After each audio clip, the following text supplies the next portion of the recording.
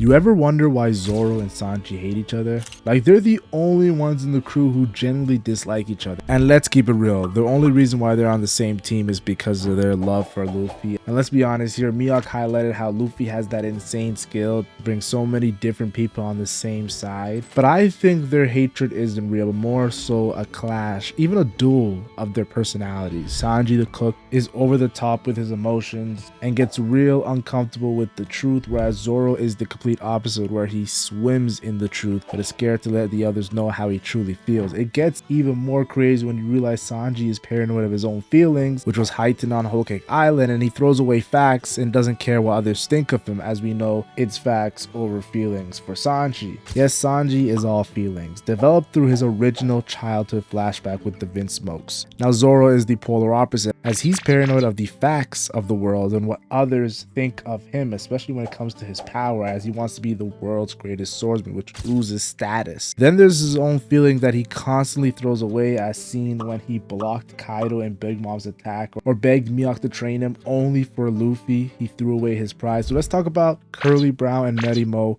in depth. Like the video and subscribe to the channel.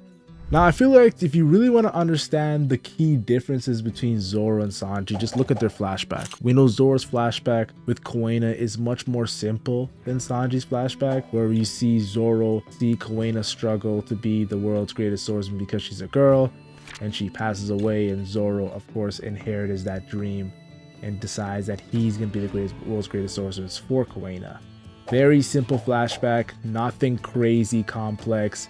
There is some complexity to it, but it's not that deep. And that's Zoro's character. Zoro's character is not a deep character. What you see is what you get. Zoro does not put up any acts. He's very simple in that sense, and that's not a bad thing. And then we have Sanji's flashback. And his, oh my god, his flashback is the opposite of Zoro. Super complex.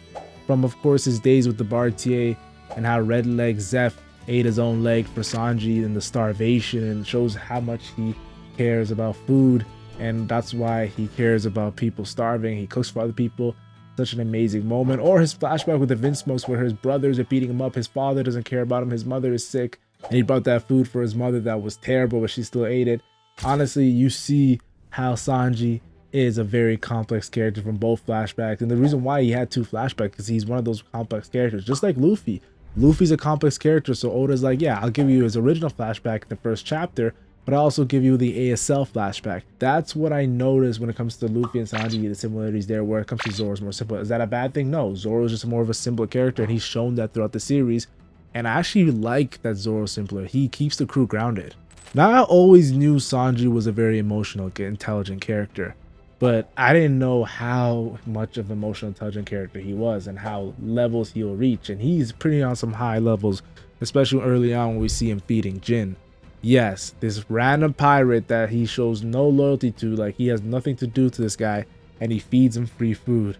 And this guy was starving, and this just shows you Sanji's character, yo. It's like, this is who Sanji is. But we also see Sanji in a different light, not just his compassion, but we see Sanji and his ambition. Sanji is a very ambitious character, but he's not ambitious kind of like Luffy and Zoro, who are swimming in their ambition and their whole life is dedicated to their ambition. Sanji picks and chooses when his ambition is actually the right move to follow. And we see this when he calls Zoro stupid for his ambition, in which Zoro says he can be the only one who calls himself stupid for his ambition. And Sanji is very critical of the possibilities. That's why he's very picking his spots when it comes to his own ambitions when he follows it. It's because he's so critical of the possibilities, and he knows that so many ambitions can die out there when you actually go for them. But Zoro doesn't care because he's just determined, hence why the Grim Reaper showed up on Wano. Yo, Zoro's willpower is insane. The Grim Reaper showing up and you still be living? What the hell? And we see Sanji confused during the Zoro-Mihawk fight, where we know Zoro's gonna lose to Mihawk, the world's greatest swordsman. Zoro keeps on going, and Sanji's like, why is he doing this? Like, Sanji's ambition is the all blue, but he knows he has other things that he has to do before he goes for the ambition. And then you see Zoro just all out going for the ambition early on, not prepared. And that's the difference between these two characters. Like, they both have great willpower, they both have strong willpower, but one is more mindful, thoughtful of his willpower, while the other is all hell's break loose. Maybe that's why they call him King of Hell. when it comes to his willpower. He does not care. It's like a raging bull. That's what Zoro is. I think this arc is one of the greatest arcs to look at both Zoro and Sanji's character. Obviously, Sanji's introduction was Zoro's key moment. Like, Oda did this for a reason. He made Sanji have his introduction to the story with his flashback, but also Zoro's key moment when it comes to his dream by fighting Mihawk. And we see Zoro cry. We see Zoro cry and tell Luffy he'll never lose again. Is that okay, Pirate King? Seeing Zoro cry is not normal. Zoro is very scared to express his feelings. We've seen this throughout the story. So for him to do this in this moment really shows you how much he wanted to be the world's greatest swordsman. And it ties back to his flashback. And he does something that is polar opposite to Sanji. Sanji is constantly expressing his emotions, whether it be girls, whether it be anger towards sort of things. Like, he is always expressing how he feels, the villains who he's fighting. So to see Zoro, who's more cut and dry and like doesn't really bring feelings and emotions into it, to see him do this really was cool. And especially in Sanji's arc. This is technically Sanji's arc, so I loved it. Now the next arc is also a key moment in contrast between Zoro and Sanji. You see Zoro, who goes to attack Nami after she's obviously talking so much shit, and Sanji stops him. It's the first clash of ideologies here, where I believe it's a clash of logic in the moment and feelings in the future. Where Zoro is right in the moment and Sanji's in the future. And Zoro just thinking, Nami is talking shit. I don't like this. I'm gonna take her out. She's an enemy. She's not part of our crew. And Sanji's thinking, yo, you can't be hitting her. She's a woman. But also, is this the type of man you are? How you view yourself? So I truly believe it's a contrast here of Sanji stopping Zoro from doing something that we all know, we found out later against in the Monet fight. It's not even Zoro's character to hit a woman. So Sanji was kind of right in that sense. So I definitely feel like it's a battle of ideology. Who's right? Many people are going to go with Zoro. Obviously, they think Sanji's just a simp. But I definitely feel like both in these moments are right. Zoro's right when it comes to just straight logic. Like, yo, Nami's wildin'. But Sanji's right too when it comes to emotional intelligence, yo. We all know it's a fact. And if you deny it, you're going to go through a dark life when it comes to the politics between men and women. But I don't want to go to that because it's going to be a whole nother video. And I ain't trying to do that right now. It's the reason why Oda doesn't like to do couples in One Piece. And again, we see the difference between Zoro and Sanji through Zoro in the, of course, Grand Line. First thing I want to talk about is when he took out all these bounty hunters. That was insane and that needed to be done. And Zoro is the perfect guy to get the job done. That's what he is. He's very practical. And in that moment, he got the job done. It wasn't in the future. It wasn't in the past. In the present time, Zoro's like, yo, I'm going to take all these bounty hunters. And the rest of the crew wake up and like, what the hell just happened? Especially Luffy. And this caused Luffy and Zoro to actually clash because of Zoro doing such a good thing. Think about that. That's what some things you have to look at. You might do something great in the moment, but others might not understand and think, what the hell did you just did? But they don't understand that Zoro did something super logical. Like, yo, these bounty hunters are trying to bait you, take us out. And Zoro's like, yo, I'm not going to allow this to happen. People say Zoro's not that smart because Rayleigh's comment on how Zoro is the slowest of the crew. It's more so because Zoro is not really thinking of other possibilities. He's more so in the moment, logical. That's why you see Rayleigh make that comment. I don't think it's the Zoro calling him an idiot. Zoro has shown intelligence many times throughout the story. And I think this is even heightened on Little Garden when, of course, Zoro, Vivi, Nami are all like trapped on the wax of Mr. 3. And Zoro's like, yo, I ain't got time anymore. And he's about to cut off his own legs. Yes, he's about to do the same thing Shiki did in Impel Down. Think about that, guys. And Shiki had a Delph fruit where he didn't actually need his legs. And I'm telling you guys right now, the fact that Zoro was about to do this, even though he didn't do it, he was actually bleeding because he actually was about to do it, really shows you how Zoro is his mind. He thinks, so he's just thinking, I'm gonna die if I don't cut off my legs, so I might as well cut off my legs. It's like there's no emotion to it at all. It's just straight logic, like he's a robot at sometimes. And that's why a lot of people like Zoro, because he's straight to it, yo. There's no waiting. He knows what he needs to do and he's gonna do it. But then there's the Sanji fans who love Sanji's way of doing things, where Sanji never needs to cut off his own legs. I genuinely believe Sanji will never be in a situation that Zoro's in. And that's because Sanji is very focused on the future. He's very focused on different possibilities. And we see those Mr. Prince. Mr. Prince shows you how Sanji outwits Crocodile, one of the smartest characters in the entire series. I think Crocodile is super intelligent. And the fact that Sanji outwitted him was insane. Yes, the leader of the Baroque works.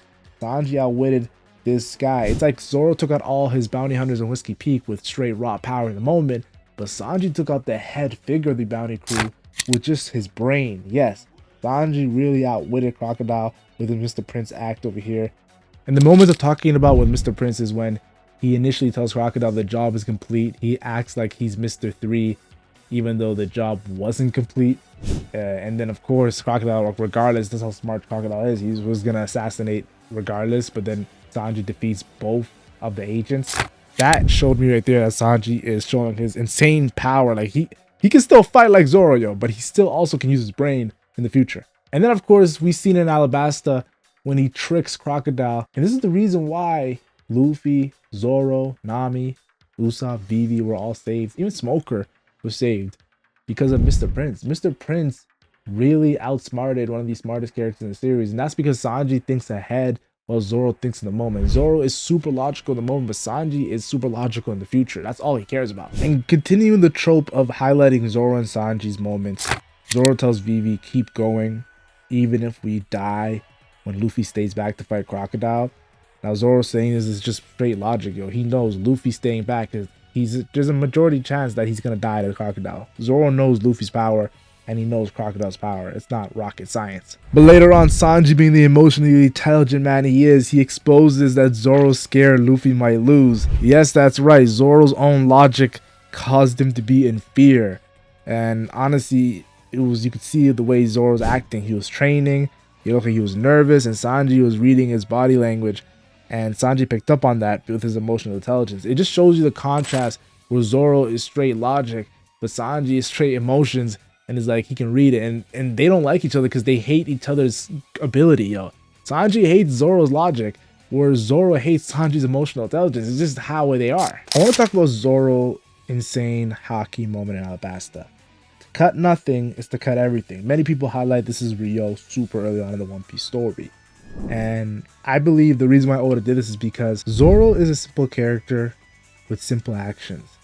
And a lot of people look at haki as an abstract power, but Zoro's willpower goes beyond that, in my opinion, beyond the likes of even Luffy.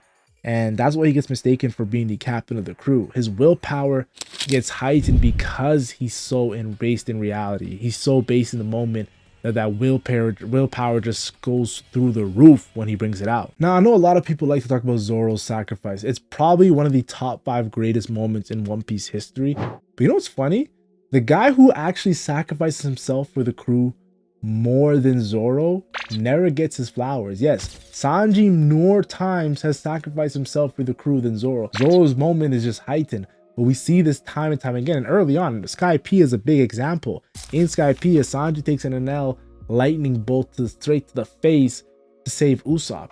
And he lights his cigarette, and it's such a cool moment, such a badass moment, but that's who Sanji is. He constantly sacrifices himself for others. And I've seen him do it time after time after time. And I feel like Zoe and Hokkaido Island, people were watching and saying, oh, Sanji's actually throwing himself away. Like, that's how he always been, guys. Since the beginning, his whole crew flashback, and of course, his story with the BRTA is him sacrificing his dream to stay with Zeph, because well, all he did to sacrifice, he sacrificed his dream by cutting his leg off and eating it. Now, speaking of pre-time skip moments, I think Zoro has some pretty big pre-time skip moments, like when he tells Chopper to man up.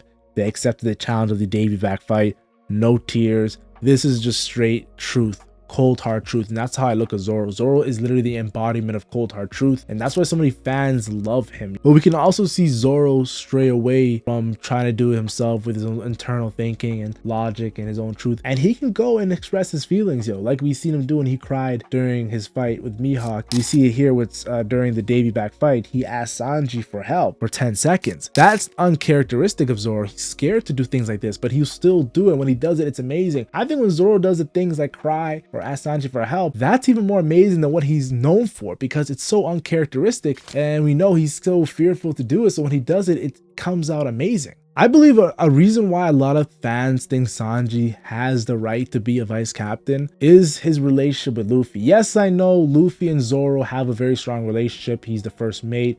And honestly, Luffy makes Zoro better and Zoro makes Luffy better. They have that yin-yang connection. I think Sanji and Luffy is a little different. It's a little bit more of a trust. You could see Luffy has a blind trust to Sanji, the same way that Sanji has a blind trust to Luffy. And when Luffy gets the shit kicked out of him by Sanji, for telling Usopp if he wants to talk like this, you can leave. And Luffy's reaction to get kicked by Sanji is to say sorry. Sanji's like, yo, don't say that to Usopp. Don't ever say that. And Luffy's like, yo, I'm sorry. I wasn't myself. That was a key moment in the Luffy-Usopp fight because Sanji had authority over Luffy's captainship and Luffy took it. For a captain to do that to a guy who's his underling is a big deal. It shows the trust he has in Sanji. I think he trusts, out of everyone in his crew, the most he trusts is Sanji. And this moment showed it, yo. It's because Luffy's a very emotionally intelligent character himself. So obviously he knows Sanji has that great emotional intelligence. He's seen it when he first fed Jin. Who was there to watch it? It was Luffy.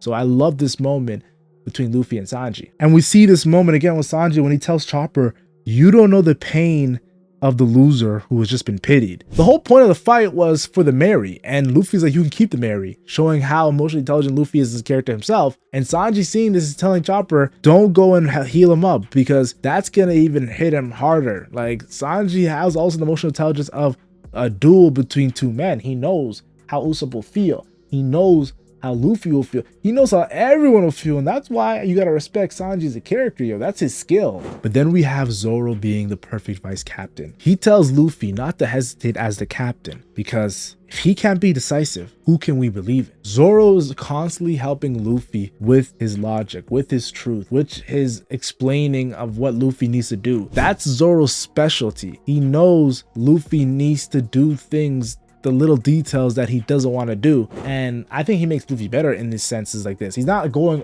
over Luffy's authority before, like how Sanji kicked Luffy and went over his authority to wake up Luffy out of his craziness. Zoro doesn't do that. Zoro more so is breaking it down to Luffy and why he needs to do the things he does, because if he can't do that, he's not going to be a part of Luffy's crew. He's not going to call Luffy captain. He's not going to respect Luffy in that sense. I think one of the most controversial takes in the One Piece story is happening on Water 7 when Sanji says real men forgive lies women tell. And many people think Sanji was being a simp here. Many people think Sanji is not someone to be a fan of because of the statement. They think Sanji's being a simp.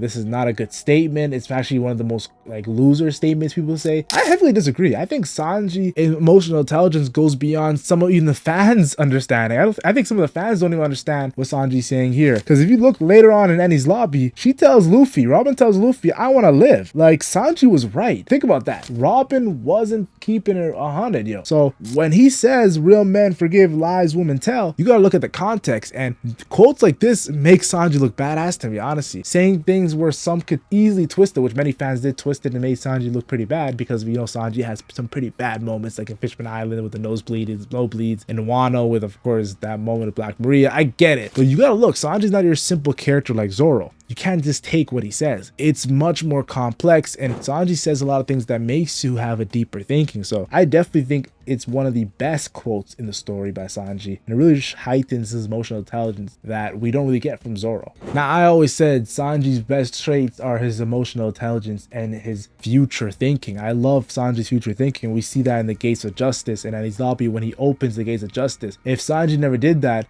they don't get to escape. Think about that, guys. Sanji constantly does things like this. It's like when he went on the sea train earlier in Water 7. I think Sanji's character is made for moments like this, and honestly, Final Saga, he's gonna have some crazy moments where he's thinking ahead of the future, and he does it more so than Luffy and Zoro, who are like just battle intelligent monsters who just know they can throw hands at the moment. That's why Luffy and Zoro are on the rooftop and Sanji wasn't on the rooftop. Sanji had to handle things under the rooftop, where Luffy and Zoro could have the ability to go up and fight the monsters. I think Sanji on the rooftop, yeah, it would have been cool, but I actually like that Zoro differentiated Zoro and Sanji there. And the reason why Sanji is such a future thinker, a man who thinks ahead, is because he does it for others. I've seen him do it so many times, and he always does it for others. And like when he motivates Usopp to do what he can, Usopp, who thinks he's useless in the Enies Lobby Water 7 saga, he thinks he's useless. Sanji tells him to do what he can. This is a Soge King too. And this motivated Usopp actually to motivate Luffy to get back up and fight. And Usopp did what he can with that motivational speech to Luffy. So Sanji, in a sense, is one of the most important characters in the entire series for moments like this. Yo, the way he can inspire is out of this world. But then we get the opposite of Sanji. That is Zoro. And Zoro is needed as well too. When Usopp is going to join the crew like nothing happened, Zoro says, no, this cannot happen. And he breaks it down. Zoro always explains himself, unlike Sanji. Zoro constantly explains how Usopp can't disrespect the Captain Luffy and thinking everything's going to be okay because the next person might just leave the crew because of this. I like how Zoro was like, yeah, okay, this is cool. I love Usopp. I want him on the crew. But no, at the end of the day, the truth's the truth. And the cold truth is the reason why people hate it. Truth hurts. And Zoro is the definition of that. He's pretty much the opposite of Sanji. But you need Zoro to say these things. It's not emotional intelligence. It's just straight intelligence in the moment. Like, yeah, he breaks it down. Sanji's is more so when it comes to emotional stuff. Luffy's, Zoro's is more so when it comes to in the moment. And let's talk about the sacrifice. Sanji sacrificed himself for Luffy through the bark. People forget that. Yeah, absolutely nothing. Zoro takes Luffy pain. Yes, of course Zoro did it. But Sanji was planning to do it. And that's kind of what Oda is highlighting the difference of these two characters. Sanji is constantly planning things ahead, while Zoro is constantly doing things in the moment. And in this moment, this was made for Zoro because, yeah, Sanji, you get it. You're planning to sacrifice yourself. But Zoro's like, nah, it ain't gonna happen. And I love the reason why Zoro sacrificed himself over Sanji. He knows Sanji's the cook. Zoro's the swordsman. On a crew, the cook is the most important. How are you gonna eat without a cook? He's super valuable. And that was Zoro's, how he broke it down in his mind. And you have to understand, Zoro's loyalty goes insane levels. I generally believe Zoro is a more loyal character than Sanji, because Sanji sacrifices himself many times.